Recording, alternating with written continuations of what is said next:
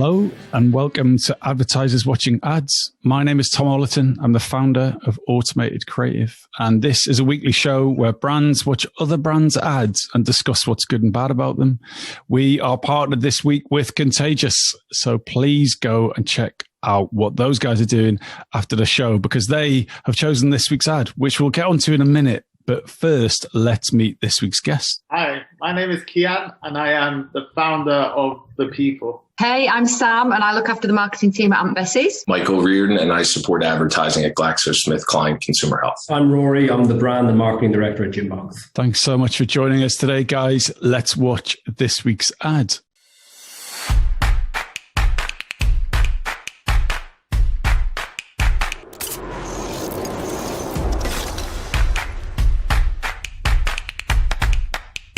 Breaking news, and NERSA has allowed Eskom to hike electricity tariffs.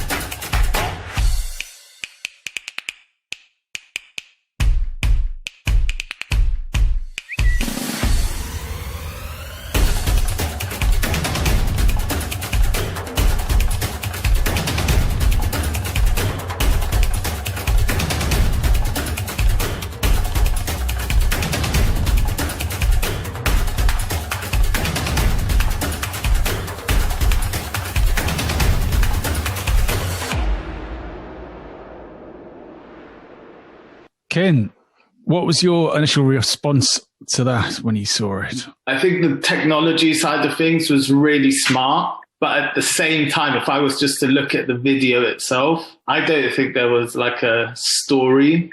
It felt like a very kind of complicated PR exercise to get to a place that they probably could have got to a bit more simply. I struggled at first to understand, are we advertising the success of a program, or are we telling you how to get your cold beer? And I thought you presented so many statistics and so many split shot screens and all this that you almost lose what is the thesis, which was an amazing product, which is you don't have cold beer around here. Let me help you get to cold beer. And I thought that message got lost. And I candidly didn't know if it was consumer facing at first. It felt like the advert was created to sell a bit of a PR story. It was a little too formulaic. It buried the genius of the actual idea. My biggest issue with it was it solved the problem probably for a matter of weeks. This doesn't feel like it long term fixes the problem. The idea was quite clever. I think it struck me as somebody having this idea about technology solving a problem.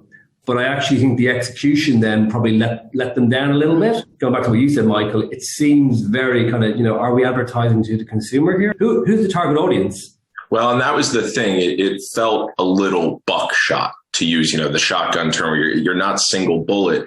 And I thought, are you trying to get the consumer and then the bar owner? Because I do think there's a viability to it long term, because you saw the ROI for both the bar owner and then the actual brand.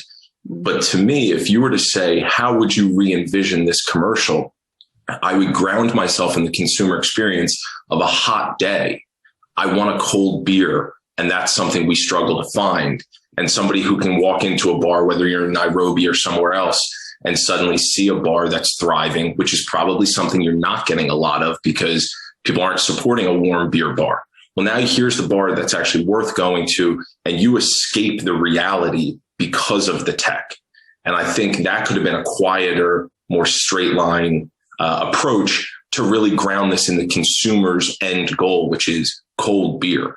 It was such a rich territory that they stumbled upon with this bit of tech. Being Irish, cold beer isn't, I'm not the target audience for cold beer. I'm quite happy with a warm Guinness. But, because I'm not the target audience, I had to try and put myself into that mindset. And I think because it was such a rich territory, they could have a little bit more fun.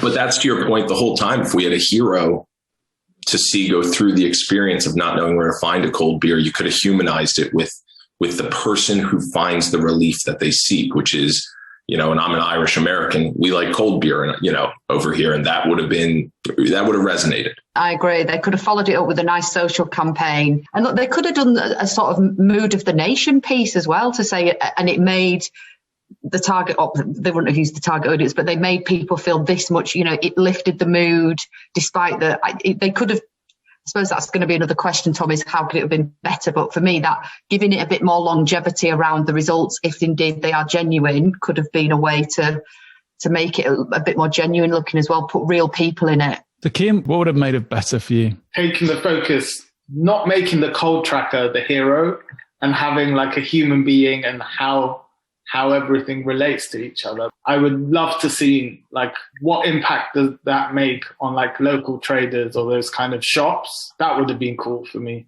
And how about you, Rory? If this idea had landed on your desk and you had to review it, what would your feedback to the creative team be? Don't mark it to the boardroom, which just feels a little bit like it's an advert for winning some awards. We've got this piece of technology, as opposed to, taking our target audience and marketing to them. I think this kind of self, patting themselves on the back type advert feels a bit more like a case study, didn't make me want to get a cold beer at all.